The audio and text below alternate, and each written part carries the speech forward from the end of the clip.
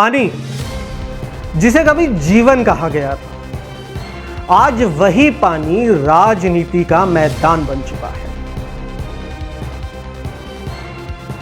साडे कोल है ही नहीं, ओ किवें दे दिए, साडे कोल है नहीं पानी। मान साहब द्वारा यह दावा किया गया कि हरियाणा अपने हिस्से के पीने का पानी मार्च में। अगर आप खबरें पढ़ते हैं और उत्तर भारत से हैं तो खासकर आपने नोटिस किया होगा कि पिछले कुछ दिनों में SYL सतलुज यमुना लिंक के ऊपर राजनीति गहरा गई है।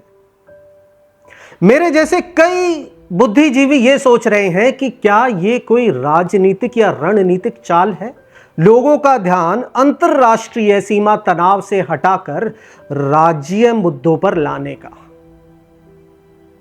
मैं प्रवेश बामल, आप देख रहे हैं स्टोरीज ऑन स्पॉटलाइट और आज के इस वीडियो में हम बात करेंगे SYL, वो जिन जो बोतल से फिर बाहर आ गया है और ऐसा क्या हो गया कि नेशनल लेवल के मुद्दे को छोड़कर ये रीजनल लेवल का मुद्दा न्यूज में अपनी जगह बनाए हुए है। बीते हफ्ते भाखड़ा ब्यास मैनेजमेंट बोर्ड ने हरियाणा के लिए 8,500 क्यूसेक अतिरिक्त पानी जारी करने के आदेश दिए। पंजाब ने इस आदेश को खुलेआम ठुकरा दिया। पंजाब का कहना है हरियाणा ने पहले ही अपना हिस्सा पूरा ले लिया है और हमारे पास अब देने के लिए कुछ नहीं है। साडे कोल है ही नहीं, ओ किवें दे दिए, साडे कोल है नहीं पानी। जिहड़ा ओ साडा तां धरती वाला पानी भी खत्म, साडा नहरी पानी भी खत्म, साडा तां सूबे दा नाम ही पंज आब रह गया। पांच पानी, पंज आब, अदरवाइज हमारे पास पानी नहीं है। इसका परिणाम यह हुआ कि हरियाणा के 8 जिलों में पीने के पानी की किल्लत आ गई है, जिसमें मुख्यतः तौर पर दक्षिणी जिले शामिल है। स्थिति इतनी गंभीर हो गई कि पंजाब विधानसभा ने 5 मई को विशेष सत्र बुलाया। इसमें सभी दलों ने एकजुट होकर ऐलान किया, पंजाब एक भी बूंद पानी अतिरिक्त नहीं देगा। मुख्यमंत्री भगवंत मान ने साफ कहा, हमारे किसान और लोग खुद पानी के लिए तरस रहे हैं, फिर हम दूसरों को पानी कैसे दे सकते हैं। इधर हरियाणा भी आक्रामक हो उठा है। मुख्यमंत्री नायाब सैनी ने चेतावनी दी है, अगर पानी नहीं मिला तो बड़ा आंदोलन होगा। मान साहब द्वारा यह दावा किया गया कि हरियाणा अपने हिस्से के पीने का पानी मार्च में ही उपयोग कर चुका है, यह बयान तथ्यों से परे है। वास्तविकता यह है कि हरियाणा को अभी तक उसका पूरा हिस्सा प्राप्त ही नहीं हुआ है। पिछले एक सप्ताह में हरियाणा को केवल 4,000 क्यूसेक ही पीने का पानी प्राप्त हुआ है, जो हरियाणा की कुल मांग का लगभग 60% है। राज्यसभा सांसद रणदीप सुरजेवाला ने इसे 1966 के बाद का सबसे बड़ा जल संकट बताया। वहीं पर राजनीति इस पर गहमा गई।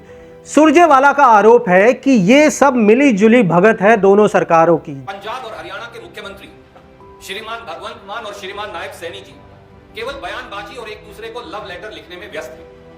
कभी कभी चंडीगढ़ में दोनों इकट्ठे होकर इकट्ठे फोटो खिंचवाते हैं और गलबैयां करते हैं। उनका कहना है कि जब केंद्र में भाजपा है तो वो चाहे तो इस मुद्दे का हल चुटकियों में निकाल सकते हैं, पर वो राजनीति कर रहे हैं, किसी को रिलीफ देने की बात नहीं कर रहे हैं। नंगल डैम पर पंजाब पुलिस ने अपनी सुरक्षा बढ़ा दी थी, जिससे मामला और पेचीदा हो गया था। हरियाणा ने इसे पंजाब की आक्रामकता कहा और सुप्रीम कोर्ट जाने की तैयारी कर ली है। आज हम बात करेंगे उस नहर की जो कभी बनी ही नहीं, पर 3 राज्यों की तकदीर को बदल चुकी है। आइए जानते हैं कि असली कारण क्या है, राजनीतिक है, रणनीतिक है, या अगर हमारे पास तथ्य हैं तो हम इसे अपने एंगल से समझने का एक प्रयास करते हैं कि क्यों SYL दोनों राज्यों के बीच का एक इतना बड़ा मुद्दा है, जहां पिछले कुछ समय में हरियाणा पंजाब को अपना बड़ा भाई बनाता रहा है और पंजाब भी हरियाणा को छोटे भाई का दर्जा देता आया है। 1966 में जब हरियाणा को पंजाब से अलग राज्य का दर्जा दिया गया तो यह तय किया गया कि सतलुज नदी का पानी दोनों राज्यों में बांटा जाएगा। 1976 में केंद्र सरकार ने एक अधिसूचना जारी की, हरियाणा को हर साल 3.5 MAF मिलियन एकड़ फीट पानी मिलेगा। 1981 में पंजाब, हरियाणा और राजस्थान के बीच समझौता हुआ और SYL का निर्माण कार्य शुरू किया गया। लेकिन 1990 में पंजाब में आतंकवाद चरम पर था। SYL के चीफ इंजीनियर और सुपरिटेंडेंट इंजीनियर की हत्या कर दी गई, जिससे निर्माण वहीं बंद हो गया। 2004 में पंजाब विधानसभा ने Punjab termination of agreements act पारित किया और सभी जल समझौतों को रद्द घोषित कर दिया। इसके बाद से मामला सुप्रीम कोर्ट में था।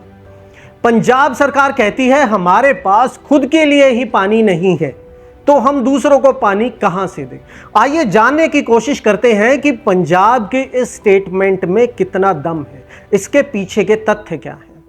सेंट्रल ग्राउंड वाटर बोर्ड की रिपोर्ट जो 2023 में प्रकाशित की गई, उसके अनुसार पंजाब के 150 में से 117 ब्लॉक ओवर एक्सप्लॉइटेड हैं।